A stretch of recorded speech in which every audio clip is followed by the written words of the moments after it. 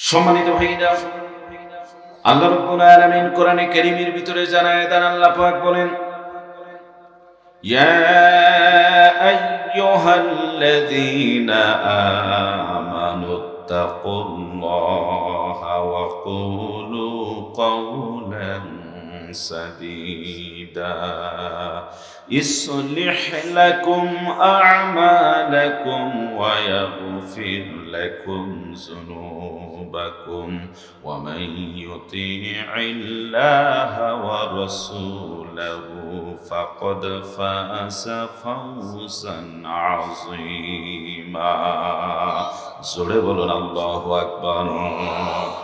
আল্লাহ বলেন, হে ঈমানদারেরা, তোমরা সত্যবাদী হও, সত্যবাদীদের সঙ্গী হয়ে যাও। যদি সত্যবাদী হও, সত্যবাদীদের সঙ্গী হও, আমি আল্লাহ তোমাদের জীবনের গুনাহগুলি মাফ করে দেব। জোরে বলা যাবে কি সুবহানাল্লাহ।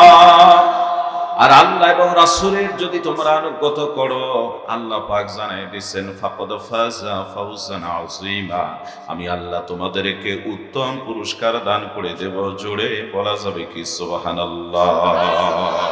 একদিন তোর সোনার শরীর থাকবে না রে হায়,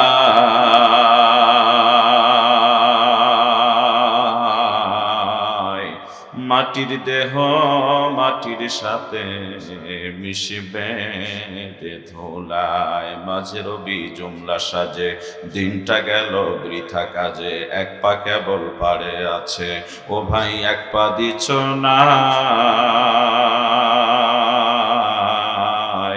দিন ফুরায়া যায় রে আমার, দিন ফুরায়া যায়। জোরে বলেন কথা ঠিক কিনা? এ নালিতাবাড়ির ভাইরা, গভীর মনোযোগ দেন। অল্প সময় কয়েকটি কথাবার্তা বলবো যে কোরআনে কারীমের মাহফিলে বসেছেন। এ কোরআন এত দামি, এ কোরআন এত দামি, এ কোরআন আছে বলে পৃথিবীতে আপনি আমি আছি। জোরে কোন কথা ঠিক কিনা? কোরআন যেদিন থাকবে না, আপনি আমি এই পৃথিবীর জমিনের ভিতরে থাকবো না। এই কোরআনের পক্ষে এই জন্য সদা সর্বদা থাকা লাগবে। উলামায়ে কেরাম সব সময় বয়ান করেছেন, আজকেও আমার পূর্বেও কথা বলা হয়েছে। আল্লাহর হাবিব বর্ণনা করেন, ক্বালা রাসূলুল্লাহ সাল্লাল্লাহু আলাইহি ওয়াসাল্লাম, মা মিন শাফি'in আফদালু মানজিলাতান ইনদাল্লাহ ইয়াওমাল কিয়ামাতি মিনাল কুরআন লা নাবিয়্যুন ওয়ালা মালাকুন ওয়ালা গায়র। আল্লাহর হাবিব বলেন, কিয়ামতের ময়দানে কোরআনের চেয়ে উত্তম কোন সুপারিশকারী থাকবে না। এই কোরআন যার পক্ষে সুপারিশ করবে, লোকটা হবে জান্নাতি। কোরআন যার বিরুদ্ধে মামলা দায়ের করবে, লোকটা হবে জাহান্নামী। কোরআনের সুপারিশ পেতে পেতে এর শেরপুর জেলার ভাইরা, নালিতাবাড়ি থানার ভাইরা, কারা কারা রাজি আছে আল্লাহু আকবার বলে হাত উঠে আল্লাহকে দেখায়। জোরে বলেন আল্লাহ। আওয়াজ দেন, জোরে বলেন আল্লাহ। হয় না নালিতাবাড়ি ভাইরা? আরো জোরে বলেন আল্লাহ। আরো জোরে বলেন আল্লাহ। এ মুসলমান ভাইরা আমার, কেন আল্লাহর নামটা জোরে নেয়ার জন্য আপনাদেরকে বললাম। আল্লাহর হাবিব সাল্লাল্লাহু আলাইহি ওয়াসাল্লাম বলেছেন, যখন কোন মানুষ আল্লাহর নামটা সুন্দর করে দয়া নিয়ে মায়া নিয়ে উচ্চারণ করেন, আল্লাহ বলেন, আমার ফেরেশতারা আমার বান্দা হা করে কি বলছে? তারা বলে, আল্লাহ আপনার নামটা সুন্দর করে উচ্চারণ করে দরদ মায়া নিয়ে। আল্লাহ বলেন, সাক্ষী থাকো, আমি আমার বান্দার জীবনের গুনাহগুলি মাফ করে দিলাম। আর আমার বান্দা যতটুকু হা করে মুখটা খুলেছে, নূর দিয়ে মুখটা ভরায় দিলাম। জোরে বলুন সুবহানাল্লাহ। বলুন আল্লাহু আকবার। কষ্ট হচ্ছে না ভাই? রাত তো অনেক হয়েছে, কষ্ট হওয়াটাই স্বাভাবিক। মনে রাখবেন, আমাদের বর্তমান যে সমস্যাগুলি, সে সমস্যাগুলো হলো এই মাহফিলগুলি যেখানে আমরা নেকির কাজ করি, অনেক জায়গায় এসে এই মাহফিলগুলি নেকির জায়গায় অনেক সময় আমরা বিতর্কিত একটা স্থান জন্ম দিই। কথা বুঝাতে বললাম আপনাদেরকে। কিয়ামত পর্যন্ত যদি আমি মাহফিল করি আর ফজরের নামাজ শ্রোতাদের কাজা হয়, বক্তারও সমস্যা হয়ে যায়। এই ওয়াজ কিয়ামত পর্যন্ত করলো কোনো লাভ হবে? কোনো লাভ হবে? কিয়ামত পর্যন্ত তামাম জিন্দেগীর ওয়াজ আপনি একত্রিত করবেন আর ফজরের 2 রাকাত নামাজ একত্রিত করবেন। আল্লাহর কসম করে বলি, ফজরের 2 রাকাত নামাজ কিয়ামতের পর্যন্ত যত ওয়াজ আছে সব একত্রিত করার চেয়েও বেশি ফজিলত এবং দামি হবে। জোরে বলুন সুবহানাল্লাহ। কারণটা কি কেন জানেন ভাই? যে নামাজ পড়লে আল্লাহ পাক 5টা পুরস্কার দিতে চেয়েছেন।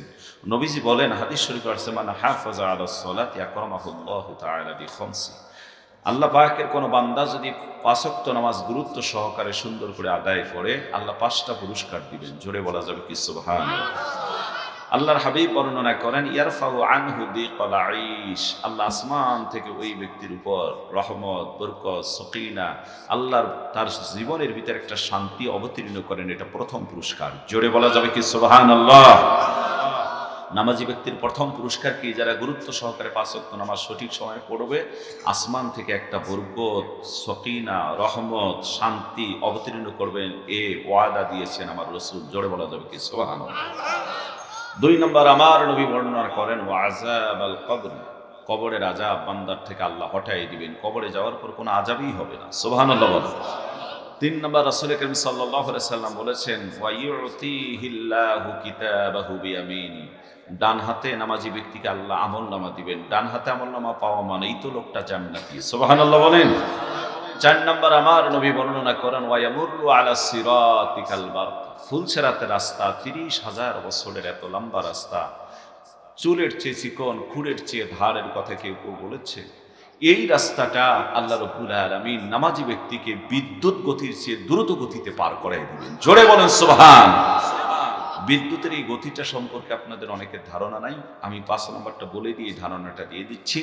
আল্লাহ নবী 5 নম্বর নামাজি ব্যক্তির পুরস্কারের কথা বলেন, ওয়া ইয়াদখুলুল জান্নাতা বিগাইরি হিসাব, বিনা হিসাবে নামাজি ব্যক্তিকে আল্লাহ জান্নাতি করে দিবেন। জোরে বলেন সুবহানাল্লাহ। এজন্য ভাই আমরা 5 ওয়াক্ত নামাজ পড়ার চেষ্টা করব। পারবো না ভাই? এটা নিজেদের জন্য। আপনার বলুন তো, এই যে আমাদের যাদের বয়স হয়েছে, যদি আল্লাহ আমাদের বাঁচায় রাখেন, যাদের বয়স হয়েছে এখন 50, যাদের 40, যাদের 30, কে কখন যাবে এটা তো কোনো সিরিয়াল নাই। আসার সিরিয়াল আছে, যাওয়ার কোনো সিরিয়াল নেই। কথা বলেন না কেন? বাবা থাকতে সন্তান যাবে, সন্তান থাকতে বাবা যেতে পারে, বাবা থাকতে মা যাবে, মা থাকতে সন্তান যাবে, এটাই স্বাভাবিক। নাতি থাকতে দাদু যাবে, দাদু থাকতে আবার নাতি যেতে পারে। কথা বলেন না কেন? স্বামী থাকতে স্ত্রী যাবে, স্ত্রী থাকতেই স্বামী যাবে, এটা কোনো সিরিয়াল নাই। তো কখন না জানি আপনি আমি চলে যাই। তারপরও দুনিয়া স্বাভাবিক একটা গতির কথা লক্ষ্য করে যদি বলি যে আপনার আমার হায়াত আর কতদিন আছে যে এই পরিমাণ হায়াত পাচ্ছে, ধরুন আমার বয়স আজকে 42-43 বছর, দুনিয়ার স্বাভাবিক নিয়মে আমি যেটা মনে করি যে আজকে এই শেষ জামানার মানুষের গড় আয়ু বলা হয়েছে প্রায় 60 বছর। আল্লাহ বাঁচালে 70-80ও বাঁচাতে পারেন, 90-100 বাঁচাতে পারেন, সেটা আল্লাহর ব্যাপার। তো ধরুন 70-80 বছরে আপনি বাঁচলেন, আল্লাহ অনেক আপনাকে হায়াত দিল, তাহলে আর কয় বছর? এটা দেখতে দেখতে শেষ। এই জন্য ভাই পরকালের জন্য একটু পাথেয় করার দরকার আছে না? জোরে বলেন আছে না নাই? আজকে আমাদের এই মাহফিলটা যেন পরকালের পাথেয় হয়ে যায়। সকলে বলেন আমিন।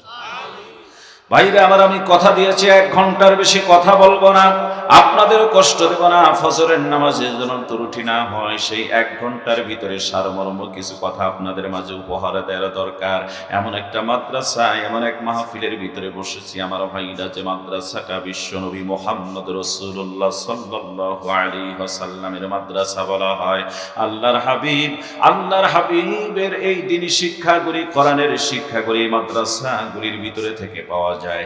গভীর মনোযোগ দিয়ে দেন মুসলমান ভাইরা আমার। এই কোরআনটা কত দামি জিনিস। আল্লাহ রাব্বুল আলামিন সূরা হিজরের 9 নম্বর আয়াতে জানায় দেন, আল্লাহ বলেন, ইন্না নাহনু নাযালনা যিকরা ওয়া ইন্না লাহু লাহাফিজুন। জোরে বলুন আল্লাহু আকবার। আল্লাহ বলেন, নিশ্চয় কোরআনে কারীম নাযিল করেছি আমি আল্লাহ, হেফাজতের দায়িত্ব নিয়েছি আমি আল্লাহ। জোরে বলেন আল্লাহু আকবার। কোরআন নাযিল করেছেন আল্লাহ, হেফাজত করবেন আল্লাহ। আপনি আমি যদি কোরআনের পক্ষে থাকি, কোরআনের সুপারিশ পাবো, দামি হয়ে যাব। আর কোরআন থেকে যদি বিমুখ হয়ে যায় আমার ভাইরা, কোরআনের মামলা আপনার আমার ভাগ্যে পড়ে যাবে। এই জন্য কোরআনে কারীমের শাফাআত পাওয়ার জন্য শেষ পর্যন্ত একটু সকল ভাইরা বসে পড়বেন। আল্লাহর হাবিব সাল্লাল্লাহু আলাইহি ওয়াসাল্লাম বলেছেন, কিয়ামতের ময়দানে কোরআন আল্লাহ তাআলার কাছে সবচেয়ে বড় সুপারিশকারী হবে। এই জন্য কোরআনের কারিশমা, এই কোরআন কোরআনের কারিশমা, বহু মুজিজা আমরা দেখেছি। আমার ভাইরা, এই কোরআন সম্পর্কে আমাদের দেশের একজন হিন্দু শিল্পী, নাম হলো নকুল কুমার বিশ্বাস বেঠা, ইসলামের ইতিহাস নিয়ে পড়াশোনা করলো। কোরআনকে গবেষণা করার পরে কোরআন পক্ষে একটা সুন্দর গান গাইল। এভাবে তিনি বললেন, যদি আগুন লেগে ধ্বংস হয়ে যায়, যদি আগুন লেগে ধ্বংস হয়ে যায় পৃথিবীর সব বইয়ের দোকান, তবু বিশ্ব থেকে হারাবে না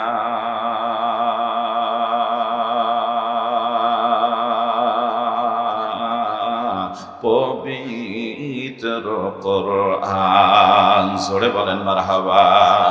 কেমন করে ধ্বংস করবে আগুনের তেজ? কারণ এই পৃথিবীতে আছে লক্ষ লক্ষ কোরআনে হাফেজ। জোরে বলেন আল্লাহু আকবার।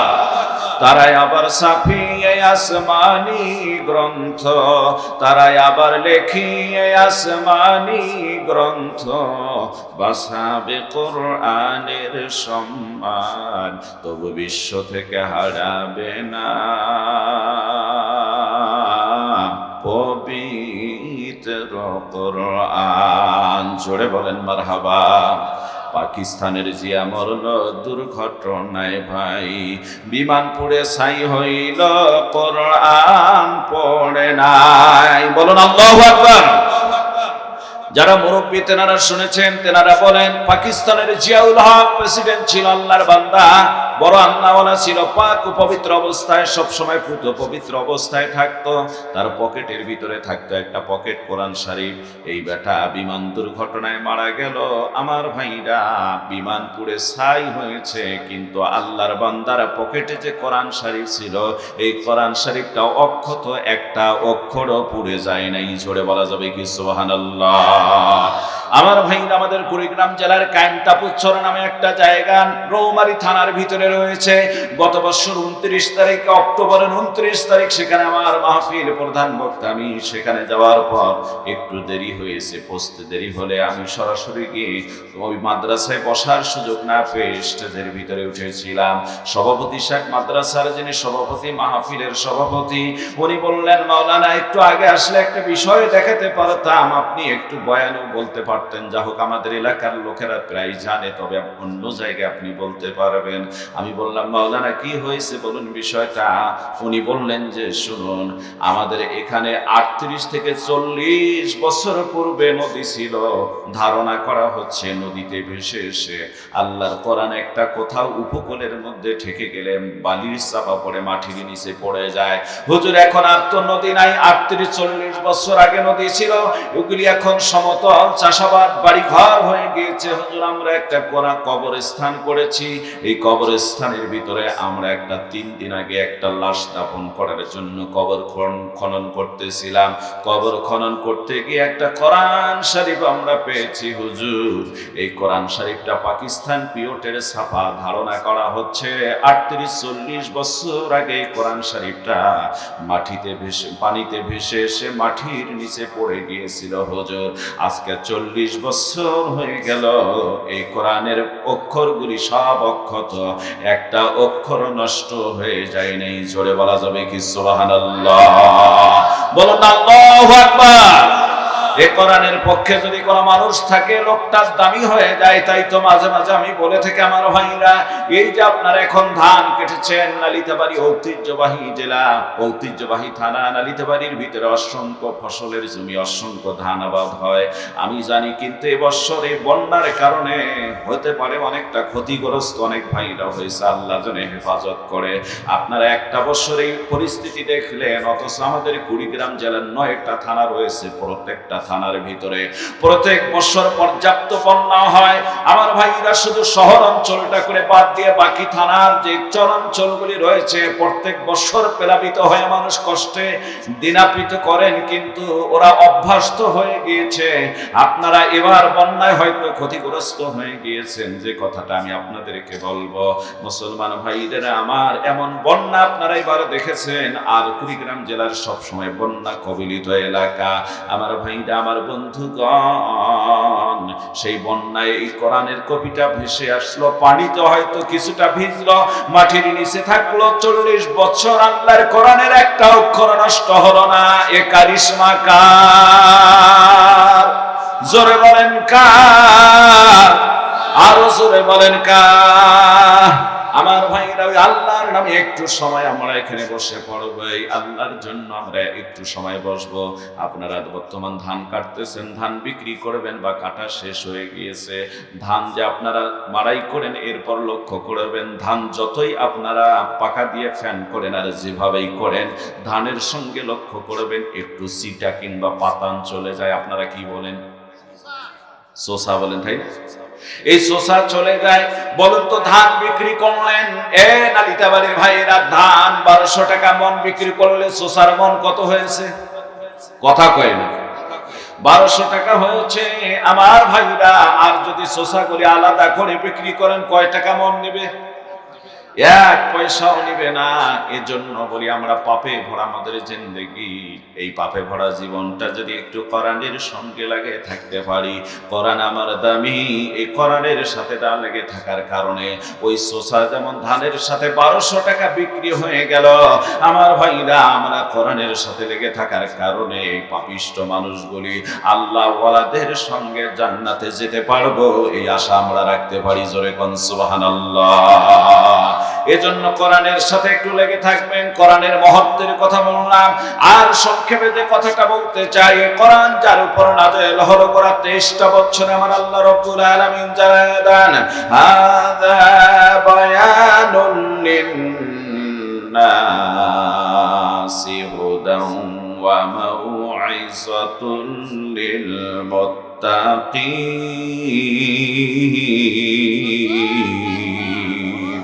আল্লাহ বলেন, হাযা বায়ানুল লিন-নাস, হে দুনিয়ার মানুষেরা, তোমাদের জন্য কোরআন হলো একটা সুস্পষ্ট বর্ণনা। সুবহানাল্লাহ বলেন।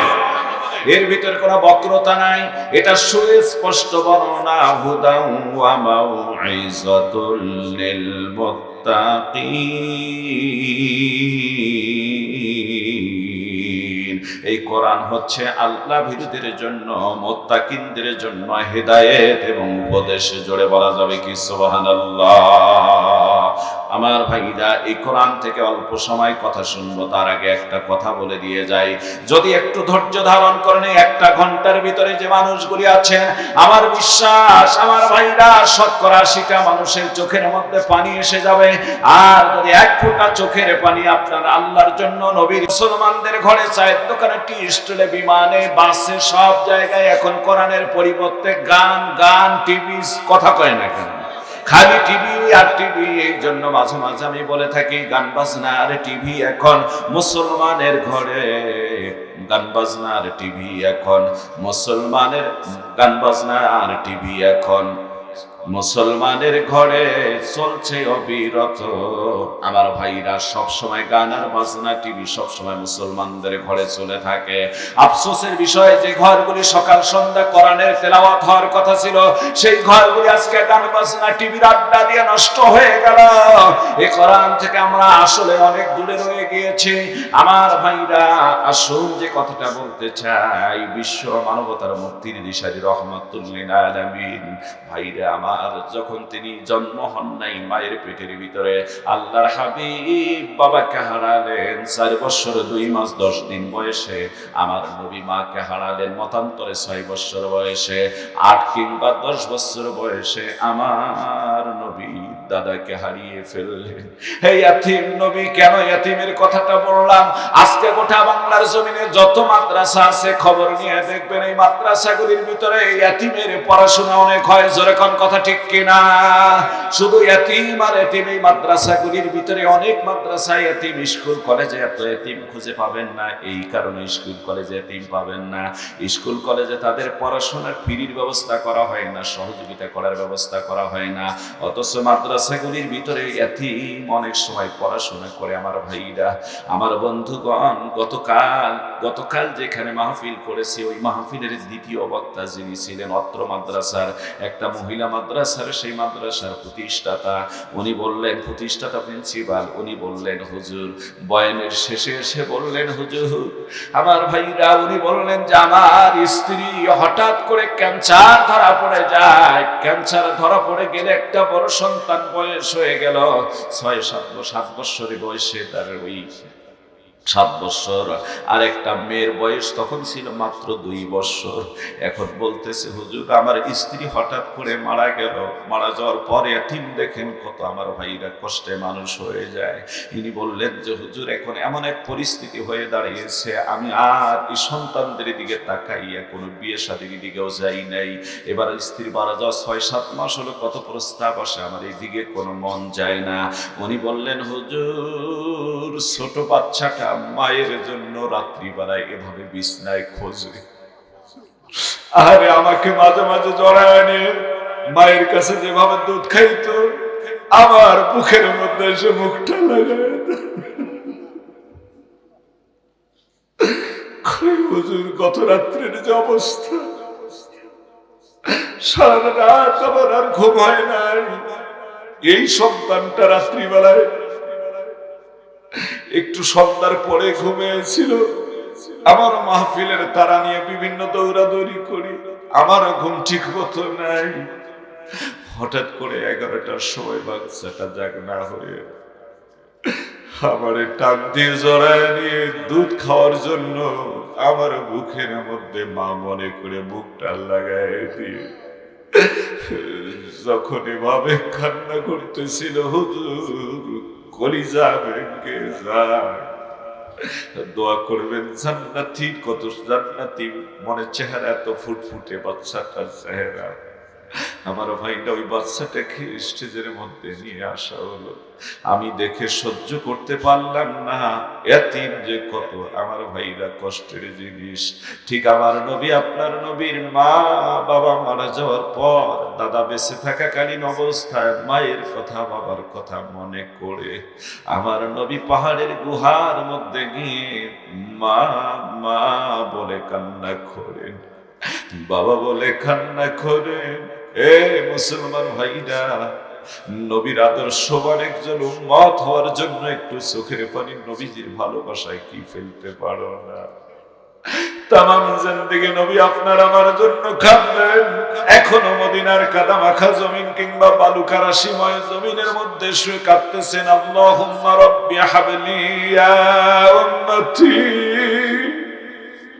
আল্লাহুম্মা রাব্বি হাবলি ইয়া উম্মতি,